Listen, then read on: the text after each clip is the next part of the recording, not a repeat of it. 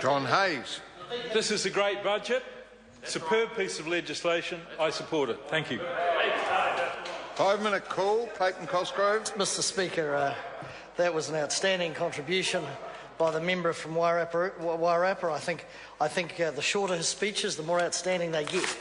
Sir, this is an interesting bill in that this is sort of one of the big hits, one of the big platforms for the national government.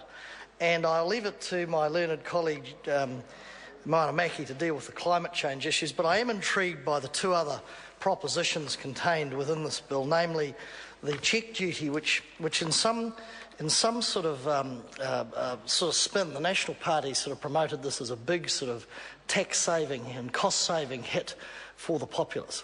Given that the Bankers Association tell us, and I'm assuming Mr Foss, being the detailed minister that he is, who covers all the detail and knows everything that's happening in his portfolio, he would have canvassed the Bankers Association when they told him that on average people write now 7 cheques out per year, and this will give an absolute net saving of 35 cents per year.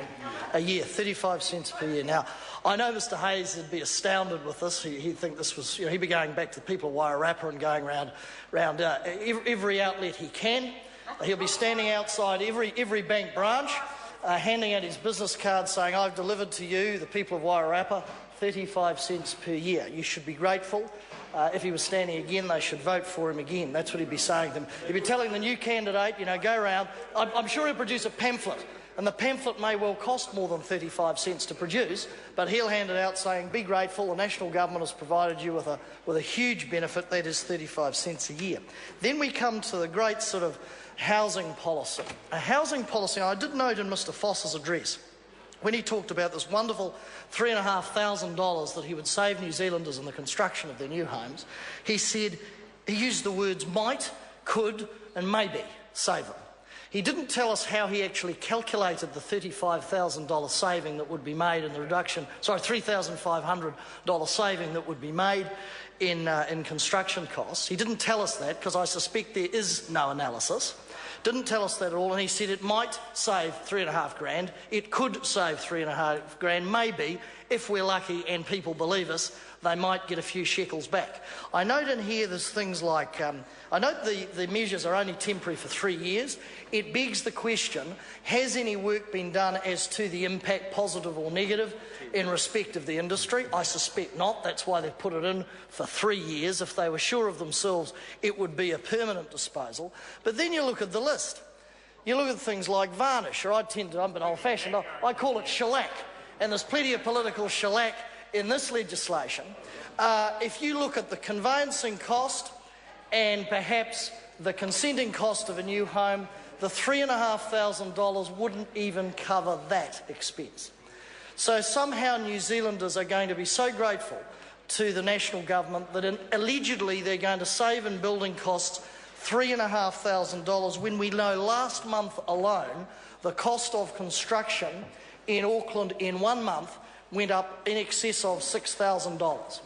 So this will give people a couple of weeks' break temporarily, and then it'll be superseded probably by 200% or more if those figures are consistent increases month to month, and they'll save absolutely nothing. So it is smoke and mirrors. It is worse than smoke and mirrors. It is political shellac. So on the one hand, if you're out there in cheque writing land, brace yourself, because you're going to get 35 cents a year back, and according to the national government, you should be damn well grateful for it. Happy days are here again. And if you're a homeowner in Auckland or other places, you might sit back last night and read the paper and go, this is not too bad. Maybe it's, a heat pump or half a heat pump, or this is, mum and dad might sit back and say, this is not a bad start, until they realise that a 200% increase last month would have left them in negative territory. So I say to Mr Foss, not good work, not good detail. I'll look forward to the committee stage when you tell us how you get to 3.5K, what the impact will be in that detailed analysis that you and your department have embarked upon, so that you can actually tell New Zealanders and they can be confident that you're telling absolute detailed truth and you're guaranteeing them $3,500 a year in savings.